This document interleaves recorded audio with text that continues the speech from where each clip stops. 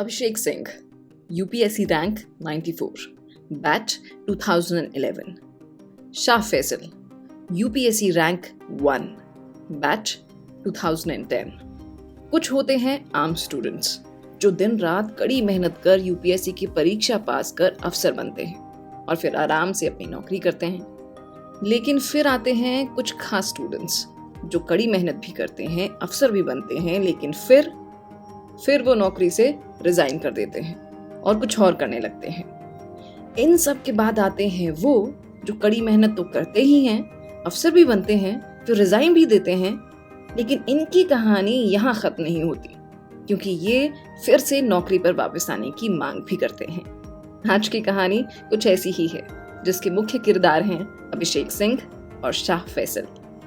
सबसे पहले बात कर लेते हैं शाह फैसल की, जो 2010 बैच के आईएएस ऑफिसर हैं। इन्होंने यूपीएससी की परीक्षा में देश भर में पहला स्थान हासिल किया था। अपने कार्यकाल के दौरान साल 2019 में फैसल अचानक एक फेसबुक पोस्ट के जरिए अपने इस्तीफे की जानकारी देते हैं। इसमें वो बताते हैं कि वो कश्मीर में हिंसा के कारण हो रही हत्याओं के विरोध में अपने पद से इस्तीफा दे रहे हैं।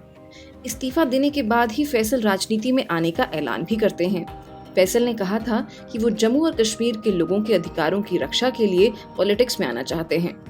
इस्तीफे के करीब 2 महीने बाद शाह अपनी पार्टी बना लेते हैं जिसका नाम Jammu and Kashmir people's movement था। इसके ठीक 6 महीने बाद जब वो अमेरिका जाने लगते हैं तो उन्हें दिल्ली एयरपोर्ट से हिरासत में ले लिया जाता है।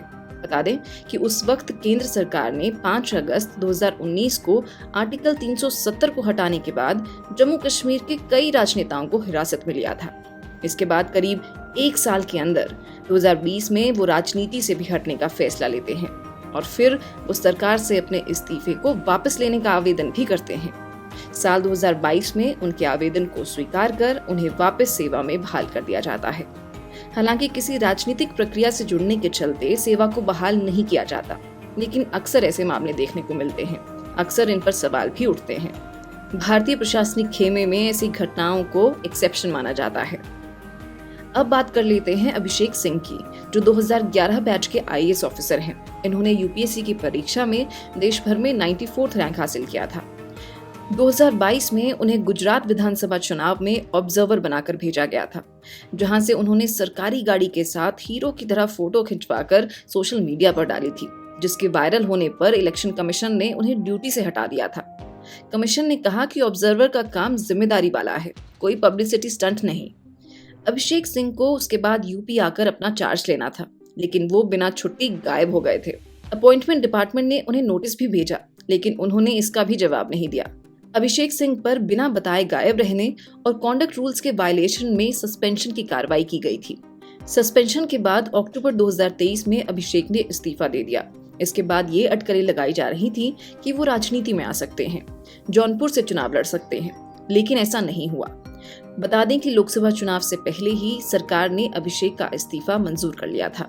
सिंह को एक्टिंग का शौक भी है। उन्होंने इसे अपनी नौकरी के दौरान भी चालू रखा। हालांकि वो कामकाज के दौरान भी इन्हीं गतिविधियों में ज्यादा इन्वॉल्व रहते थे। 2020 में उन्होंने पहली बार मशहूर सिंगर बी प्राक के गाने से इस सफर की शुरुआत की। इसके बाद मशहूर गायक जुबीन नौटियाल के album, web series Delhi crime season 2, short movie 415, singer Hardy Sandhu के गाने के साथ ही सनी लियोनी के साथ भी गाने में अभिनय किया है।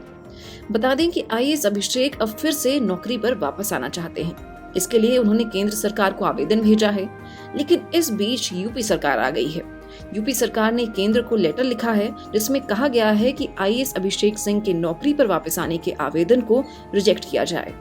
स्टेट गवर्नमेंट द्वारा सेंट्रल गवर्नमेंट के डीओपीटी यानी department of personal and training को भेजे गए पत्र में इस बात का भी प्रमुखता से उल्लेख किया गया है कि अभिषेक सिंह की वर्ष 2018 से रिजाइन दिए जाने तक की तिथि की कार्यप्रणाली से स्पष्ट है कि उनका गवर्नमेंट के कार्यों में कोई इंटरेस्ट नहीं है।